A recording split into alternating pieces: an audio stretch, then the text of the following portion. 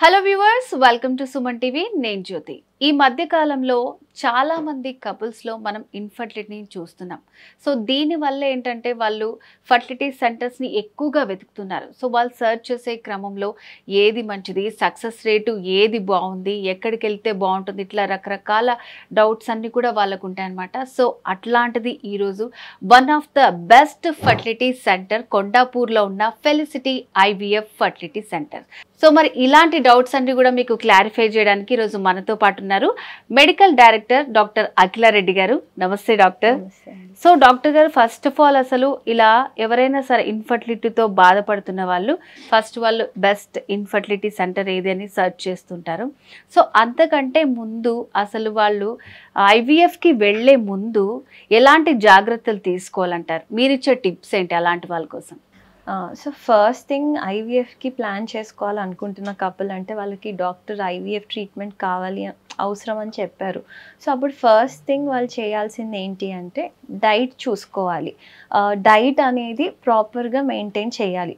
Diet పరానికి వస్తే చాలా doubts ఉంటాయి, ఎలాంటి డైట్ తీసుకోవాలి, అసలు ఏం తినాలి అని.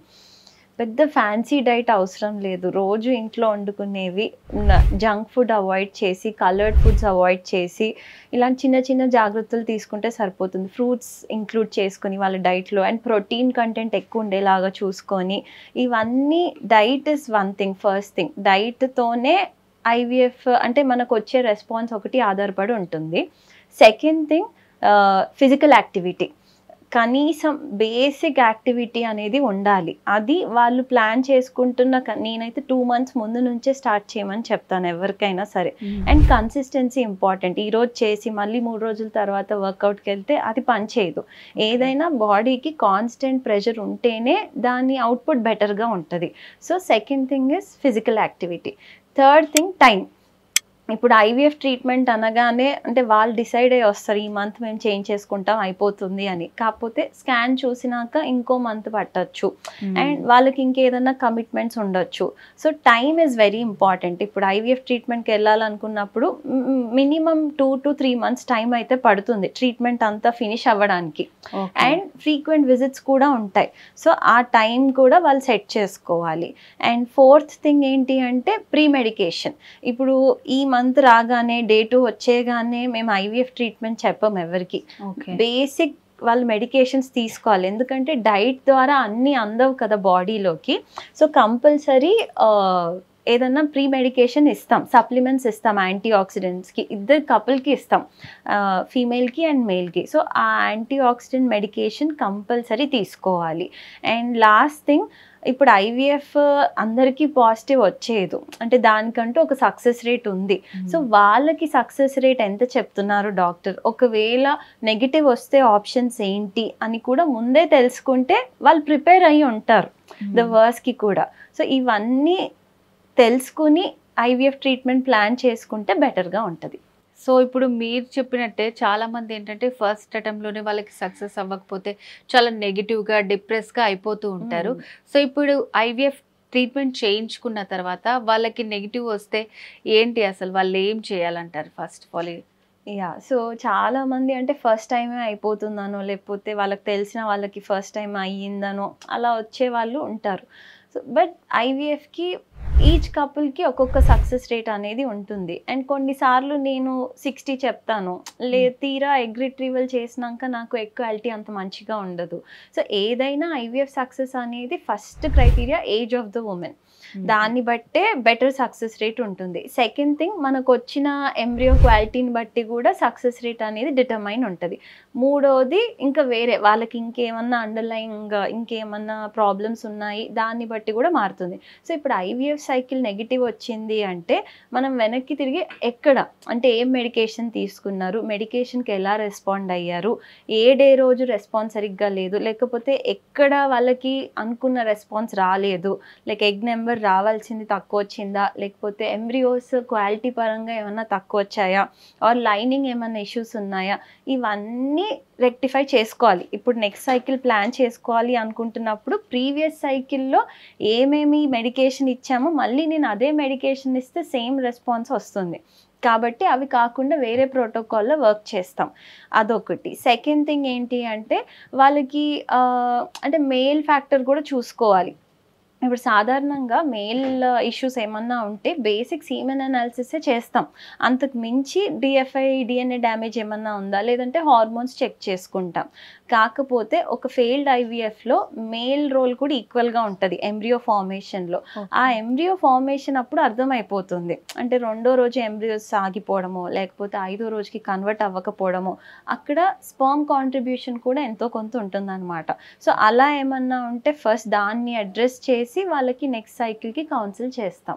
అండ్ అదే విధంగా ఇప్పుడు మల్టిపుల్ సైకిల్స్ ఫెయిల్ అయ్యాయి, సే సపోజ్ వాళ్ళకి చాలా సైకిల్స్ ఫెయిల్ అవుతున్నాయి అండ్ మిస్క్యారేజ్ హిస్టరీ కూడా ఉంది అనుకుంటే ఇంకా డెప్త్లోకి వెళ్తాం. అంటే ఎంబ్రియోని కూడా టెస్ట్ చేసి మంచి ఎంబ్రియోని ట్రాన్స్ఫర్ చేసేలాగా చూస్తాం. దానికి 80% సక్సెస్ రేట్ చెప్తాం. ఎందుకంటే ఎంబ్రియో జెనెటిక్గా బాగుంటేనే కదా అది పాజిటివ్ వచ్చి మంచి లైఫ్ బర్త్ అవుతుంది. సో ఇంకా అడ్వాన్స్ టెక్నాలజీ కూడా ఉన్నాయి.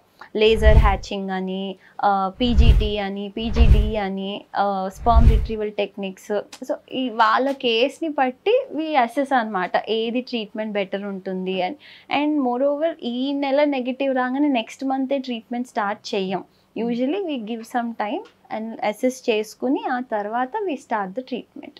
ఓకే. సో డాక్టర్ గారు మీరు ఈ ఎంబ్రియోస్ సో అది మంచి హెల్దీగా ఉండాలని చెప్తున్నారు కదా, అసలు ఎంబ్రియో గ్రేడింగ్ అంటే ఏంటి, దాని గురించి ఎక్స్ప్లెయిన్ చేస్తారా?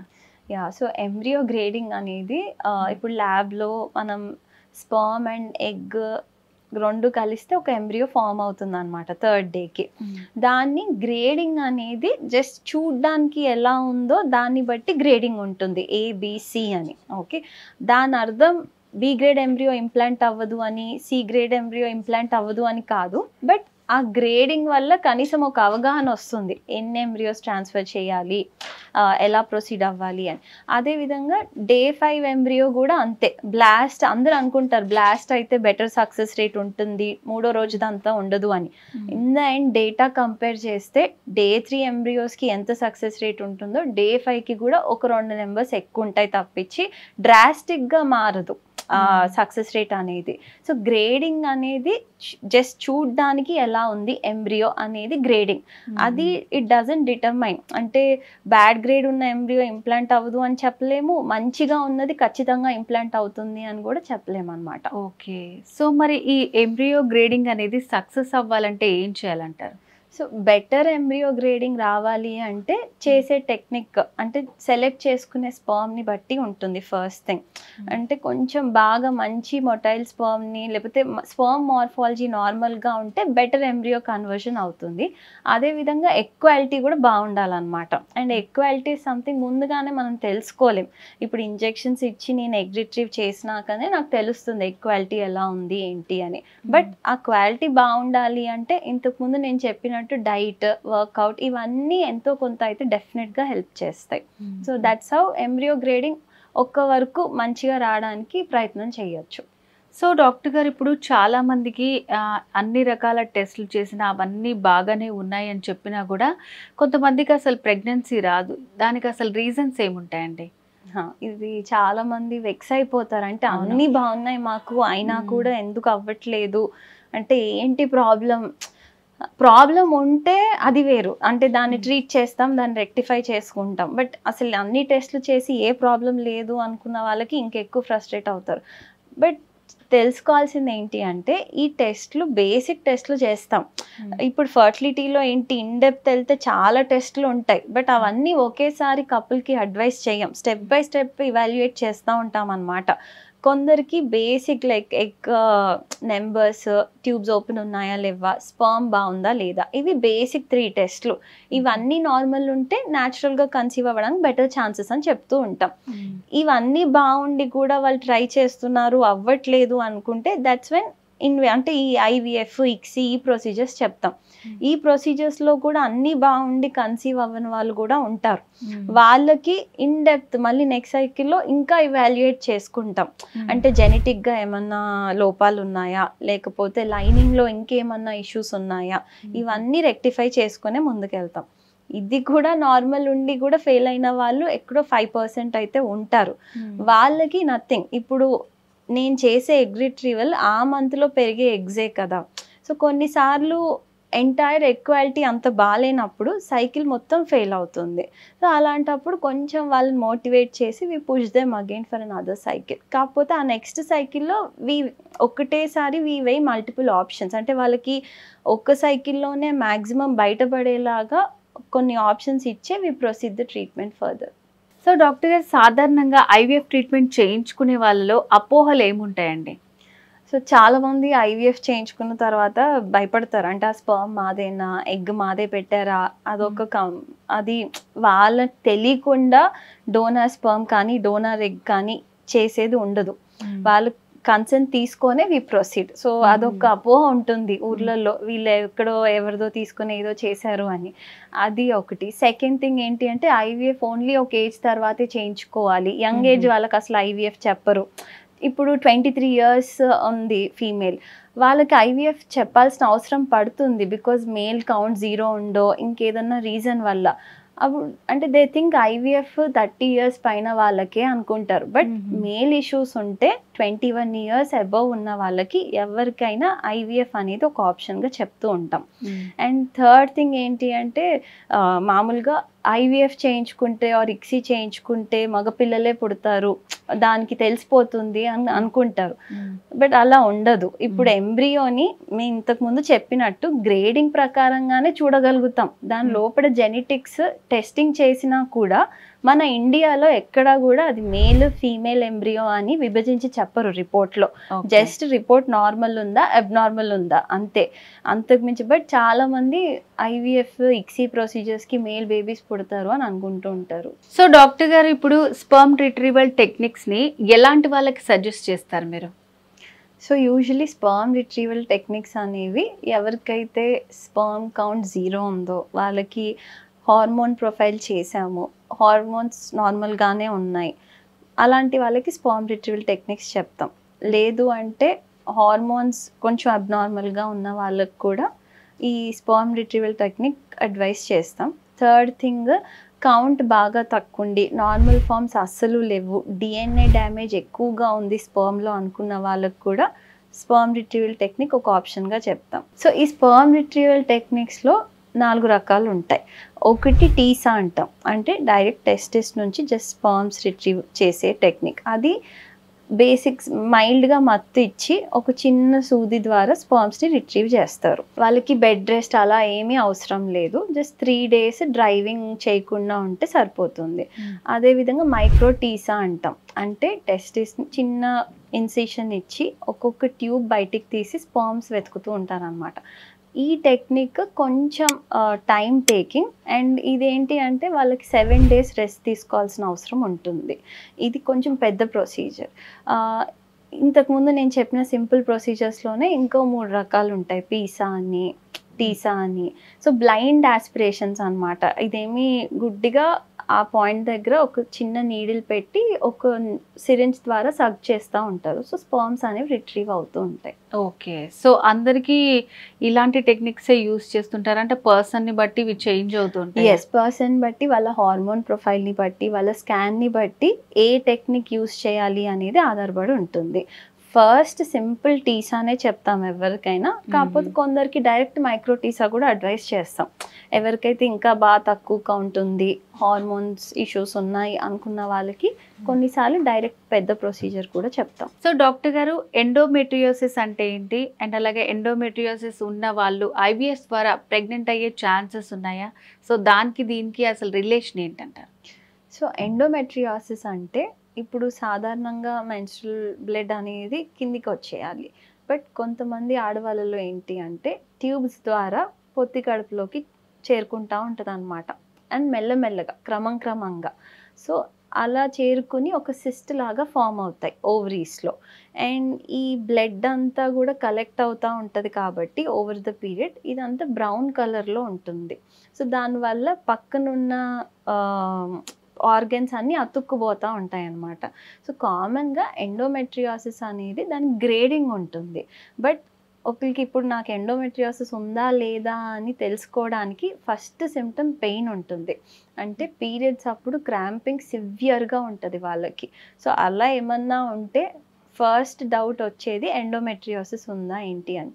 సెకండ్ థింగ్ ఇప్పుడు న్యాచురల్ పీరియడ్స్ రాకంటే ముందు కూడా కాన్స్టిపేషన్ ఉంటుంది కొందరికి, అంటే మోషన్ ఇబ్బందిగా ఉంటుంది, అదేవిధంగా పెయిన్ఫుల్ ఇంటర్కోర్స్ ఉంటుంది. ఇలా ఉన్న ఎండోమెట్రియోసిస్ ఉందా అనేది ఒక డౌట్, ఒక డయాగ్నోసిస్ చేసుకోవాలి. సో ఇప్పుడు ఎండోమెట్రియోసిస్ ఉంది అని ఎలా డయాగ్నోస్ చేస్తామంటే ఫస్ట్ స్కాన్ చేసుకుంటాం. స్కాన్లోనే ఏదైనా సిస్ట్లు ఉన్నాయి అంటే వీల్ నో అది ఎండోమెట్రియోసిస్ ఉందా లేదా, లేదంటే గర్భసంచి బాగా లావుగా ఉంటుంది అనమాట. So scan is first thing, మనకు అర్థమైపోతుంది ఎండోమెట్రియోసిస్ ఉందా లేదా అని. కాకపోతే చాలా మైల్డ్గా ఉందనుకోండి, అది లాప్రోస్కోపీ చేస్తేనే తెలుస్తుంది. అది ఓన్లీ సర్టన్ కేటగిరీ ఆఫ్ పేషెంట్స్కే చెప్తూ ఉంటాం. సివియర్ ఎండోమెట్రియోసిస్ కూడా స్కాన్లోనే will be able to diagnose it. So ఇప్పుడు వీళ్ళకి నెక్స్ట్ ట్రీట్మెంట్ ఏంటి, ఇప్పుడు మైల్డ్ మోడరేట్ ఎండోమెట్రియోసిస్ ఉంటే వాళ్ళకి సింపుల్ టెక్నిక్స్ ద్వారానే కన్సీవ్ అయ్యే ఛాన్సెస్ ఎక్కువగా ఉంటాయి. కొన్నిసార్లు ఎండోమెట్రియోసిస్ ఉందని కూడా తెలియదు వాళ్ళకి, న్యాచురల్గానే ప్రెగ్నెన్సీ వచ్చేస్తుంది.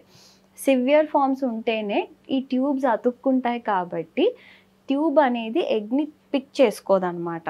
సో స్పర్మ్ అనేది ట్యూబ్లోకి వెళ్ళినా ఫర్టిలైజేషన్ అవి ఏమీ జరగవు. సో వాళ్ళకి న్యాచురల్ ప్రెగ్నెన్సీ రావడానికి ఇబ్బందిగా ఉంటుంది.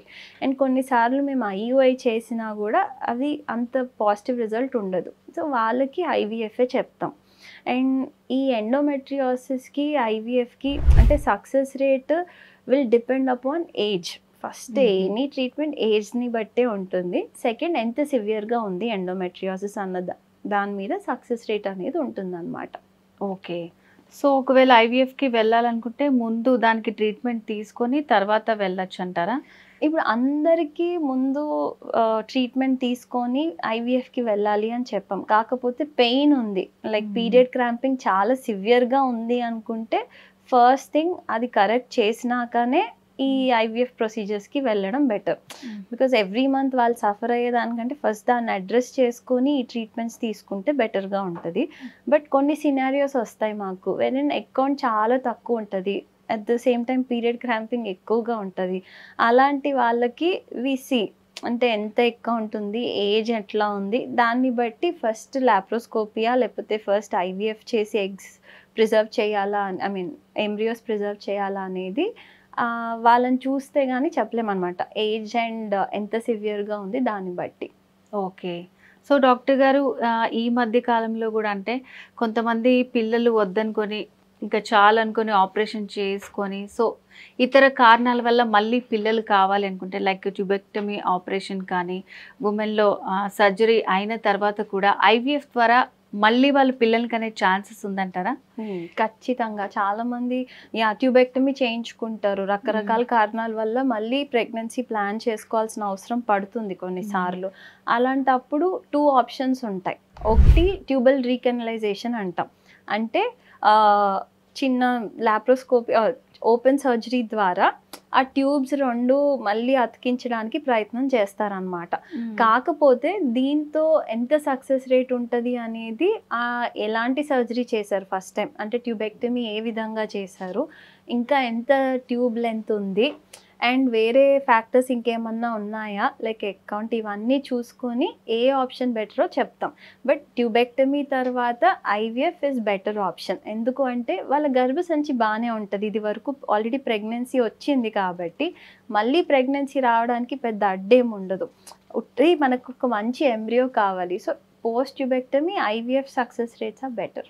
సో డాక్టర్ గారు ఇప్పుడు ఐవీఎఫ్ అనే కాకుండా సో ఎవరైతే కపుల్స్ ఉంటారో వాళ్ళు పేరెంట్స్ అవ్వాలని ఆశపడుతుంటారు, వాళ్ళకు ఉన్నటువంటి డౌట్స్ అన్ని కూడా చాలా బాగా క్లారిఫై చేశారండి. Thank you so much. Thank you.